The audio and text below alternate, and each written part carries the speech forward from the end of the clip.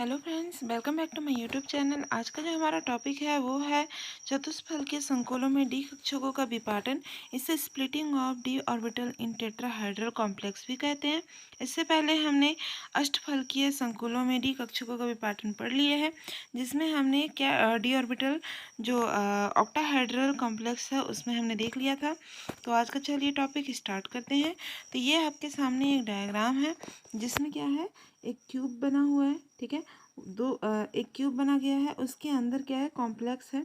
आप देख सकते हो मैंने रेड कलर के पेन में इसको अंदर से शो किया है। यह लिगेंड उपस्थित है, इसमें 4 लिगेंड उपस्थित होते हैं, 1 2 3 और 4। ठीक है, 4 लिगेंड इसमें उपस्थित होते हैं और इनके अक्ष आप देख सकते हो किस तरफ है। ठीक है, अगल बगल में इनके अक्ष हैं। तो इस तरीके से इसका टेट्राहाइड्रल जो कॉम्प्लेक्स है वो बनता है। इसका जस्ट उल्टा होता है ऑक्टाहाइड्रल।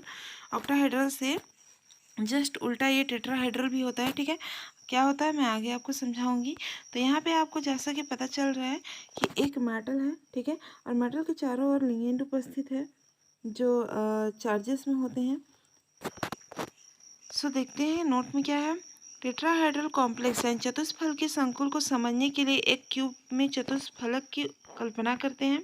मतलब समझ लीजिए एक प्रकार से आप कल्पना करते हैं, यानी कि आप सोचते हैं कि एक क्यूब है। ठीक है, और उस क्यूब में हमारा जो भी कोड है या जो भी ऑर्बिटल वगैरह है वो सब बन रहे हैं। इस तरह से आपको कल्पना करना है। बीच में सेंट्रल मेटल आयन के चारों ओर क्या है, लिगेंड लिगेंड पाए जाते हैं। जैसे कि यहाँ पे है, यहाँ पे सेंट्रल आयन है, यानी कि मैग्नीशियम प्लस आयन है, और चारों ओर क्या है, लिगेंड से ये घिरा हुआ है।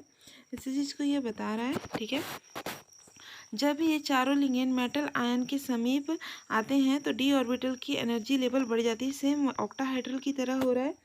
हमारे ऑक्टाहाइड्रल में भी जब जो लिगेंड था, ठीक है, ये सेंट्रल मेटल था, और जब लिगेंड उसके पास आता था तो उसकी एनर्जी लेवल बढ़ जाती थी। उसी प्रकार से यहाँ पे भी आपका जो लिगेंड है वो सेंट्रल मेटल की तरफ जब जाते हैं तो उसकी एनर्जी क्या हो जाती है, बढ़ जाती है। आपने इससे पिछले वाला वीडियो नहीं देखा होगा तो प्लीज़ देख लीजिएगा। मैंने स्प्लिटिंग बता दिया है, ऑक्टाहाइड्रल कॉम्प्लेक्स बता दिया है। ठीक है, सीएफटी जो लिमिटेशन है वो भी बता दिया, सीएफएससी क्या होता है इस चीज़ के बारे में बता दिया, सेफ्टी क्या होता है इन सब चीज़ों के बारे में बता ही दिया। लगभग ये यूनिट कंप्लीट ही है, तो आप जा करके ज़रूर उसको चेकआउट कर लीजिएगा। तो एनर्जी बढ़ाने के बाद डी ऑर्बिटल, ठीक है, में स्प्लिटिंग होते हैं। यह स्प्लिटिंग ऑक्टाहाइड्रल कॉम्प्लेक्स के जस्ट अपोजिट होता है, जैसे कि मैंने बताया। अब यहाँ पर अपोजिट क्या हो जाता है, जैसे कि वो सेंट्रल मेटल की तरफ लिगेंड आता है। ठीक है, जैसे ही सेंट्रल मेटल की तरफ लिगेंड आता है उसकी एनर्जी लेवल क्या हो जाती है, हाई हो जाती है।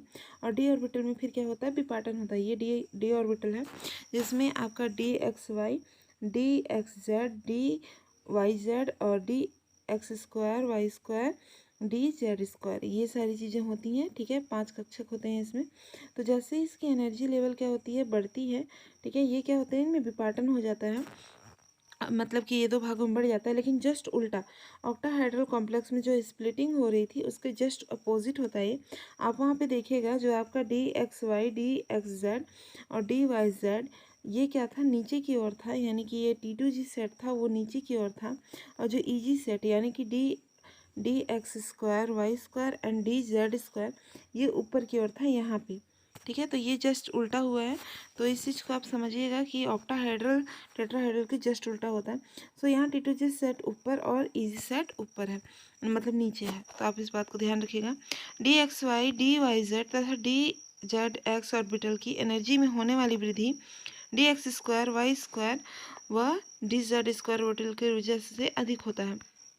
यहाँ पे बता रहा है कि जो आपका d x y, d x z and d y z, यानी कि जो T2G सेट है वो किससे, आपका डी एक्स स्क्वायर, ठीक है, जो आपका d x square, y square और डी जेड स्क्वायर, यानी कि पूरे EG सेट से इसकी एनर्जी क्या हो जाती है, हाई होती है। ठीक है, मतलब कि T2G सेट का जो EG सेट है उससे क्या होता है, ज़्यादा होता है क्या, energy.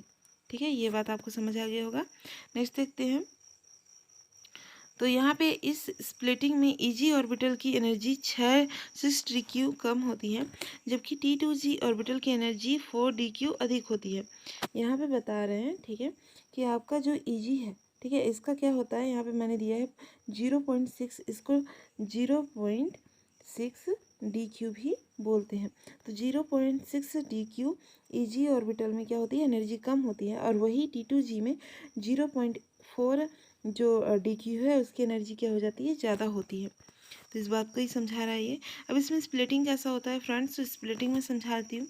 D electron distribution in tetrahedral complex, तो ऑक्टाहाइड्रल के जस्ट अपोजिट होता है ये। यहाँ पे आप देख सकते हो D1, यानी कि अगर डी कक्षक में एक इलेक्ट्रॉन हो तो कहाँ फिल होगा। तो सबसे पहले तो आप ये नियम जानते ही हैं कि जो इलेक्ट्रॉन होता है सबसे पहले वीक बॉन्ड की ओर जाता है, तो ये क्या हो जाएगा, Eg। मैंने यहाँ पे बताया ना कि आपका जो Eg और Eg सेट है वो T2G से क्या है, थोड़ा सा कम एनर्जी लेवल, कितना, 0.6 डी क्यू कम है। तो इसलिए ये कहा जाएगा जो आपका D1 मतलब कि डी में जो एक इलेक्ट्रॉन हो सबसे पहले कहा जाएगा Eg सेट में। तो ये तो प्रॉब्लम सॉल्व। T2 जो स्ट्रॉन्ग है तो यहाँ पे तो जाएगा नहीं इलेक्ट्रॉन, तो सबसे पहले ये क्या हो जाएगा, वीक वाले ऑर्बिटल में। अब नेक्स्ट अगर D2 हो, यानी कि अगर डी ऑर्बिटल में 2 इलेक्ट्रॉन हो तो कहाँ जाएगा, तो Eg सेट में ही जाएगा, ठीक है।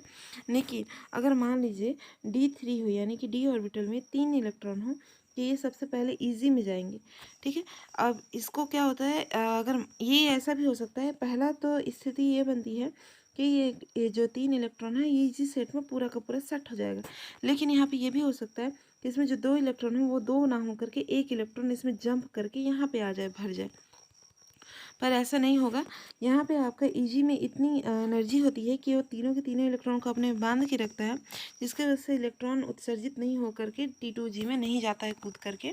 इसको स्ट्रॉन्ग फील्ड एनर्जी बोलते हैं, यानी कि अगर सारे इलेक्ट्रॉन ईजी में भर रहे हैं, ठीक है, तो इसको स्ट्रॉन्ग फील्ड एनर्जी कहते हैं। आई होप फ्रेंड्स आपको आज का वीडियो समझ आया होगा। मिलते हैं नेक्स्ट वीडियो में, एंड इससे पिछले वाला वीडियो आप ज़रूर चेकआउट कर लीजिएगा, तभी आपको ये सारी चीज़ें समझ आएंगी कि ये मैं क्या बोल रही हूँ, ठीक है। और सारे नोट आप, यही नोट है, इसी तरीके से एग्ज़ाम में लिखिएगा, आपको पूरे नंबर मिल जाएंगे। So thank you for watching, मिलते हैं नेक्स्ट वीडियो।